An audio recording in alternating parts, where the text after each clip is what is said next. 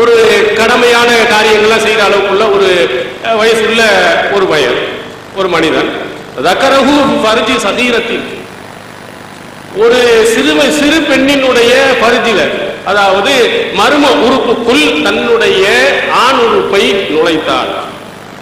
இதோட முடிச்சாலும் பரவாயில்லை. கற்பனை ஓடுது பாருங்க. வலோ பின்த யௌமின், ஒரு நாள் குழந்தை.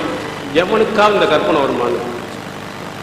ஒரு நாள் பின்த யௌமின், ஒரு நாள் பெண் குழந்தை கையில பிறந்து கையில இவ்வளவு பெருசா இருக்கக்கூடியதுல அங்க ஓய் உறவு கொள்வான்னு ஆசை வருவானா?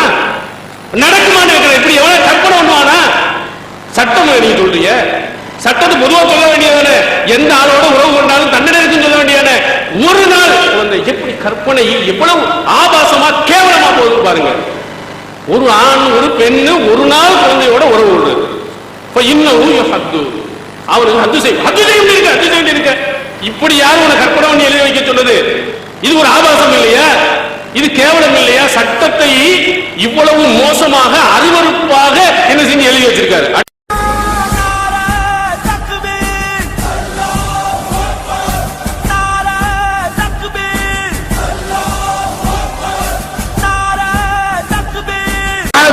ஒரு செய்தியை வாசிங்கள, அது என்ன பாடம்? தண்டனை சம்பந்தமாக, ஹத்துகள் சம்பந்தமாக வரக்கூடிய பாடம். ஹுதூதுகள் என்ன, ஹத்துகள் என்னன்னு சம்பந்தமா வரக்கூடிய பாடம். அதுல ஒருவன் விபச்சாரம் செய்தால் என்பதை விளக்கிட்டு வராங்க.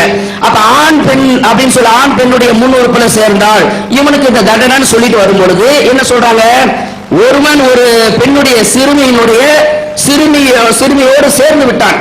வலோ பின்த யௌமின், சிறுமினா நீ என்ன விளங்கிட கூடாது, நீங்க சிறுமியோடு சேர்ந்து விட்டான்னா 5 வயசு 6 வயசுக்குள்ள இல்ல. அந்த அளவை சொல்லும் போது அது 1 வயசு குழந்தையா இருந்தாலும் சரி, ஒரு நாள் குழந்தையா இருந்தாலும் சரி, அடிச்சு தூக்கி போட்டு கொல்லுன்னு ஆபாசமா? நான் கேட்கிறேன். ஒரு சிறு உங்க சட்டம் என்ன? ஒரு நாள் குழந்தையோடு சேர்ந்து விட்டால் சேர்ந்துட்டு நீ போயிருப்பா, இது நபிவடிக்கு முரணா செஞ்சுட்ட, கிளம்பிரு, இதுதான் தச்சு விடுறது.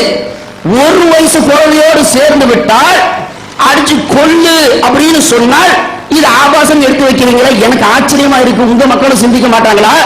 இப்படி எல்லாம் உள்ளதை அடிச்சு கொல்லணும் இவ்வளவு கடினமா சொல்லப்பட்டிருக்க, ஆபாசம்ன்ற மாதிரி காட்டுறாங்களேன்னு சொல்லி உங்க மக்கள் யோசிப்பாங்க.